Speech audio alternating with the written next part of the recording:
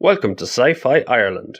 I'm Johnny, and this is my review of the Star Wars canon novel, Thrawn. Now I have to admit, I am not a big fan of reading. I prefer to do my reading with my ears.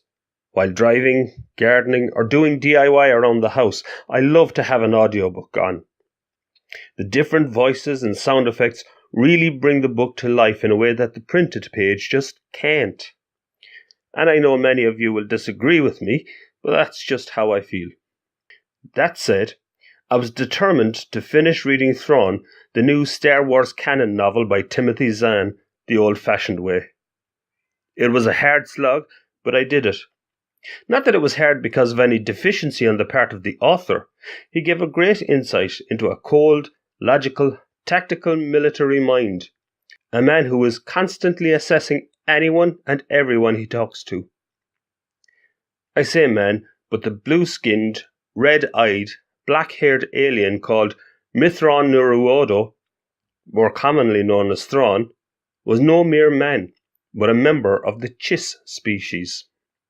He served as a member of the Chiss Ascendancy in the Unknown Regions, and as an officer in the Imperial Navy. Thrawn was originally brought to life in his very own trilogy, Heir to the Empire, Dark Force Rising, and The Last Command. This trilogy was followed by the Hand of Thrawn duology, consisting of Spectre of the Past and Vision of the Future, which are all now considered legends.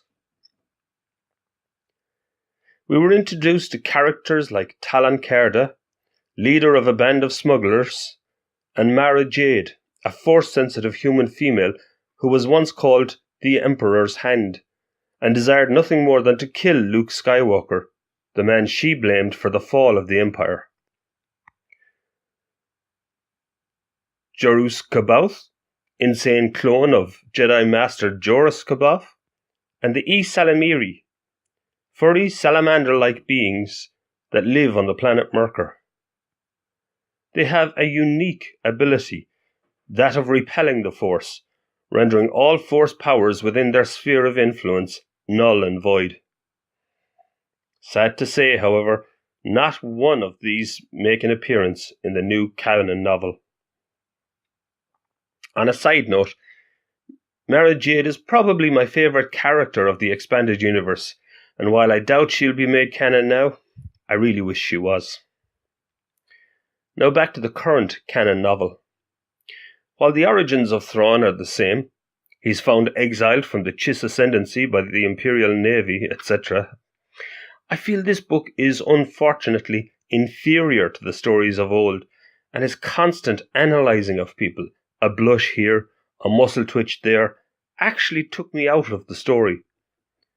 I understand we're being given an insight into the character's mind and way of thinking, but it just didn't work for me. This was, in my opinion, a very disappointing journey to a galaxy far, far away, and not one I'll be returning to anytime soon. It has been announced that the follow-up book will see Thrawn team up with Vader, and that sounds more interesting. If we get the same insight into the mind of Vader, something along the lines of Lords of the Sith by Paul S. Kemp, then I could be persuaded. But next time I think I'll return to reading with my ears. I give this book a rating of 4 out of 10, so obviously it doesn't find a place in my top 5 canon novels. But thank you for viewing this video. If you enjoyed it, please give it a like, subscribe to be able to see the future videos that I'll post on this channel, and go down into the comments and let me know what you thought of this novel. Maybe I'm wrong, maybe it's a great book and I just didn't get it. I'm Johnny, and I look forward to reading your comments on Sci-Fi Ireland.